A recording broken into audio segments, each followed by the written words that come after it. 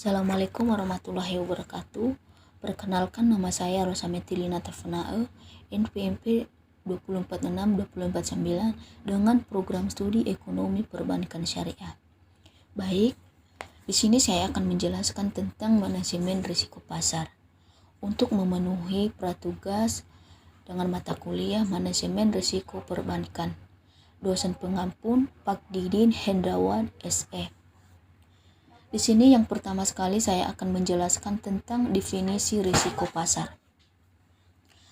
Seperti apa definisi risiko pasar? Di sini penjelasannya, risiko pasar muncul karena harga pasar bergerak dalam arah yang merugikan organisasi.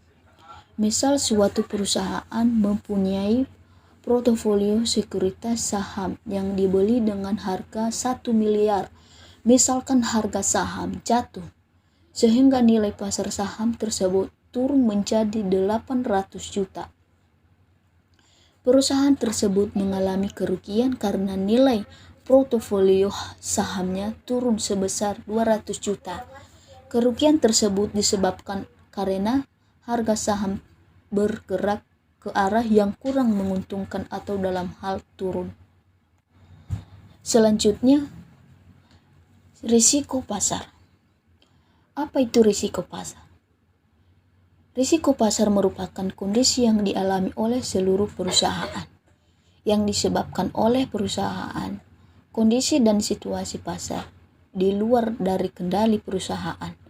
Risiko pasar sering disebut juga sebagai risiko yang menyeluruh karena sifat umumnya adalah bersifat menyeluruh dan dialami oleh seluruh perusahaan.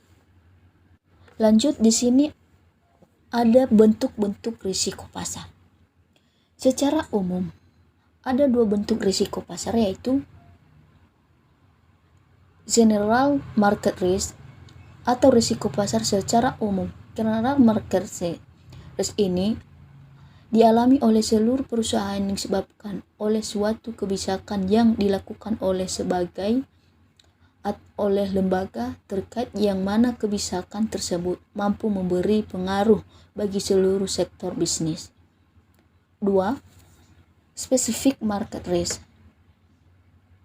atau risiko pasar secara spesifik.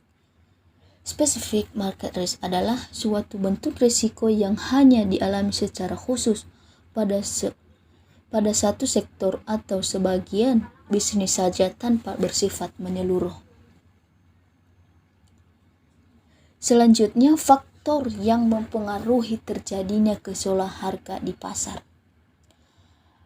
1. Faktor fundamental ekonomi. 2. Terjadinya peristiwa besar dalam ekonomi dan politik. 3. Campur tangan financial authorities. 4. Pertimbangan kekuatan permintaan dan pengeluaran. 5. Likuiditas pasar. 6. Suburnya kegiatan arbitrase. Selanjutnya, teknik pengukuran risiko pasar.